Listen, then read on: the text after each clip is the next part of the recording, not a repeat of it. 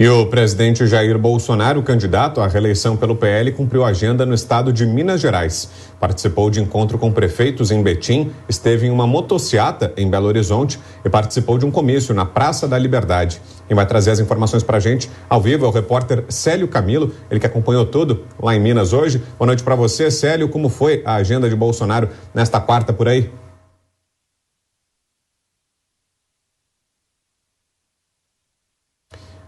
A gente ainda não está ouvindo o Célio, ele vai falar com a gente ao vivo lá de Belo Horizonte, onde acabou de acontecer, onde terminou há pouco esse evento com a presença do presidente Jair Bolsonaro, mais uma visita dos presidenciáveis a Minas Gerais, segundo principal colégio eleitoral do país e que está aí na rota como um destino frequente dos presidenciáveis nesse comecinho da campanha eleitoral. A gente segue então com as agendas dos demais candidatos à presidência da República, agora com a Carolina Abelim, que vai trazer para a gente as informações. Boa noite, Carol.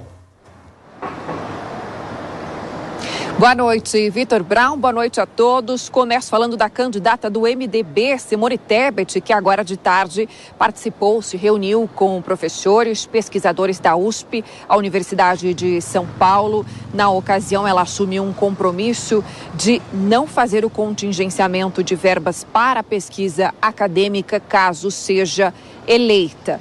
Ela também criticou a possibilidade de o presidente Jair Bolsonaro, que tenta a reeleição, não participar de algum dos debates previstos entre os presidenciáveis. Vamos ouvi-la.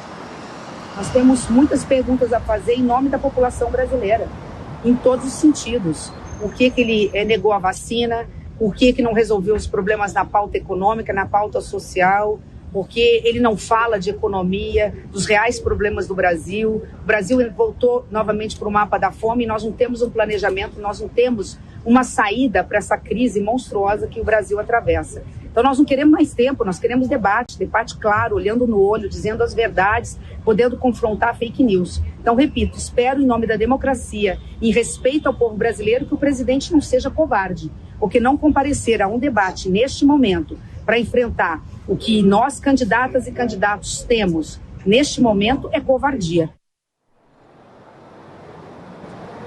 Mais cedo, ela assinou o termo de compromisso do programa Presidente Amigo da Criança, da Fundação Abrinq, fundação que tem diversos projetos voltados para a educação, proteção e desenvolvimento de crianças e adolescentes, né? Esse termo de compromisso é um documento que tem mais de 30 páginas com uma série de propostas de ações públicas nesse segmento. Nesse sentido, tem sido assinado por todos os presidenciáveis, como a Fundação Abrinq faz desde 2002. O candidato Luiz Inácio Lula da Silva, do PT, não teve agenda pública hoje, apenas participou de gravação para programa eleitoral. Daqui a pouquinho eu volto com as atividades do candidato Ciro Gomes, do PDT, e Soraya Tronic, do União Brasil. Combinado. Até já, Carol.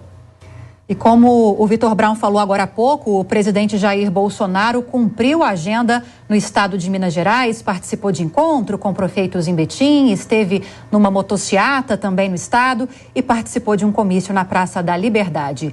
Célio Camilo, boa noite. Você que acompanhou tudo, quais são as informações, os detalhes dessa agenda?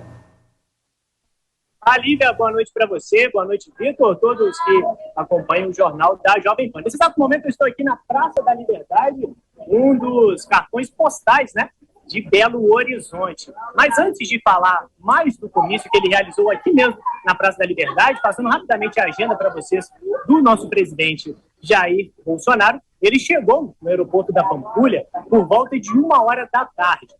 Assim que ele chegou, ele foi para Betim, onde ele se encontrou com líderes políticos, se encontrou também com líderes religiosos e lá, em uma de suas falas, junto também de seus apoiadores, ele criticou um de seus concorrentes. Eu vou colocar a fala para vocês agora. Eu vi o outro lado falando que vai transformar o Brasil num canteiro de obras.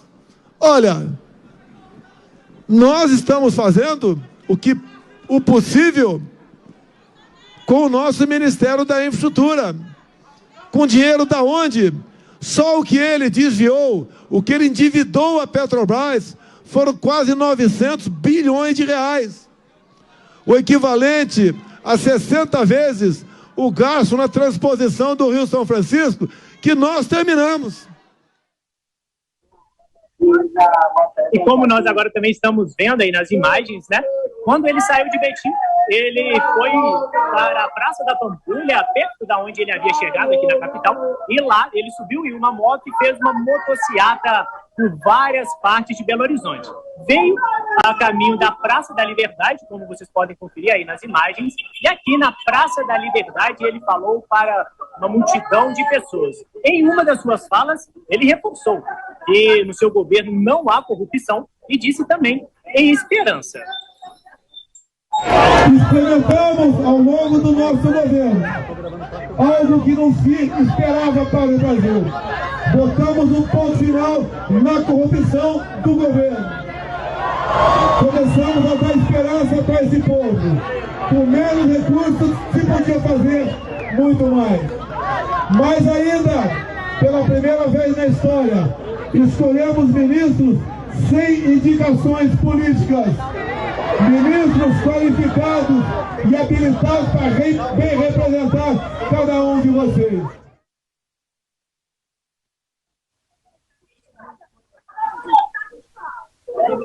Como nós podemos ver aí nas imagens, né? Aqui estava uma multidão de pessoas, agora está bem mais vazio. Somente algumas pessoas que ainda permanecem, não arredam pé, e estão aqui com gritos de apoio ao presidente. Vale reforçar que depois dessa fala, ele desceu, mexeu com mais algumas pessoas, pegou seu carro e voltou para o aeroporto da Pampulha. Só reforçando também que essa foi a 7ª visita do presidente aqui no estado de Minas Gerais nos últimos 46 dias.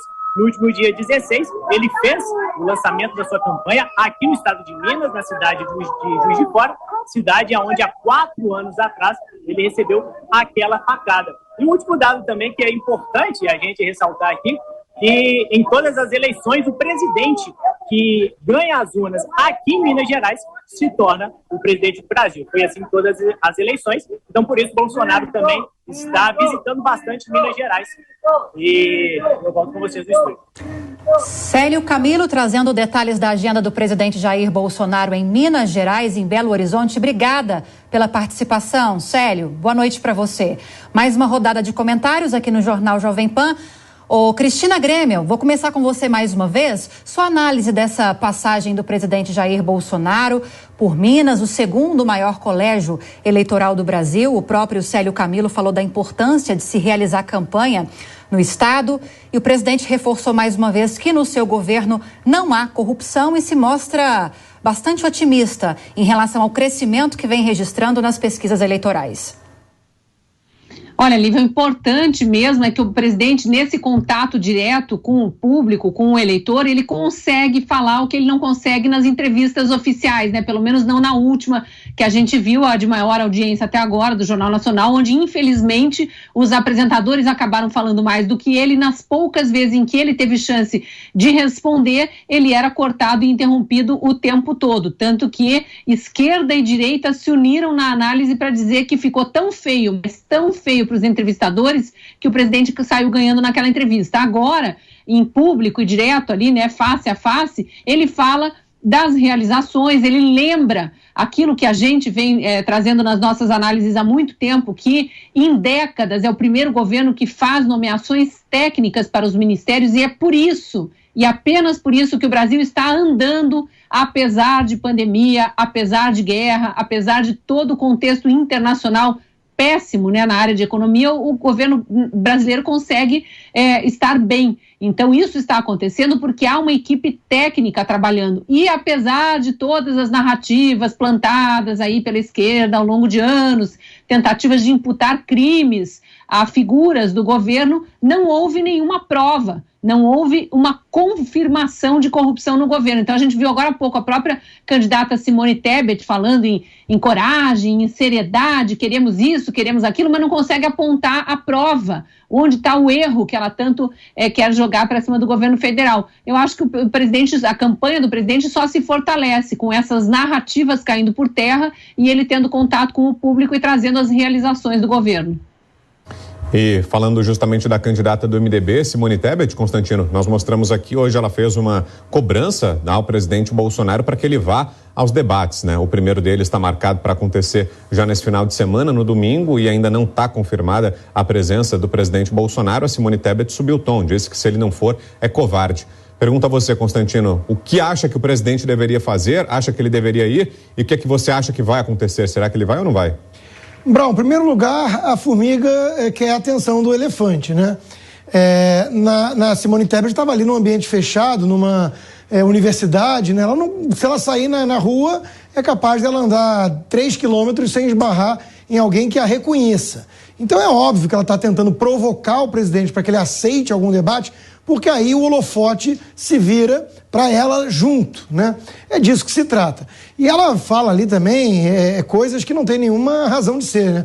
O Brasil voltou ao mapa da fome, quer dizer, ela ignora que existiu uma pandemia, ela ignora todo o contexto, todas as circunstâncias globais para tentar culpar o governo de alguma coisa que o governo não tem culpa, pelo contrário.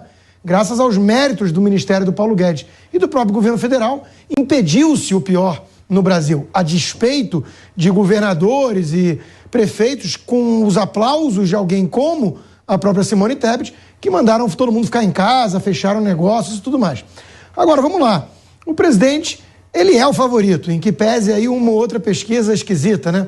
Que pouca gente séria leva a sério. Ele é o incumbente que está disputando uma reeleição. Ele é o alvo de todos os candidatos. Qualquer um vai ter que mostrar que ele não presta para continuar no cargo e quer entrar no seu lugar. Então, ele ir para um debate desse, ele virar alvo de todo mundo junto. Então, é sempre a mesma discussão quando tem reeleição, né?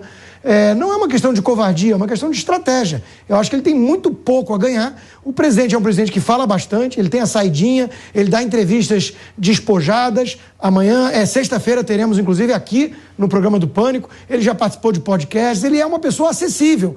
As pessoas querem perguntar, ele responde. Na Globo, no Jornal Nacional, não teve pergunta, teve uma tentativa de impor narrativas e interrompiam o tempo todo quando ele ia responder.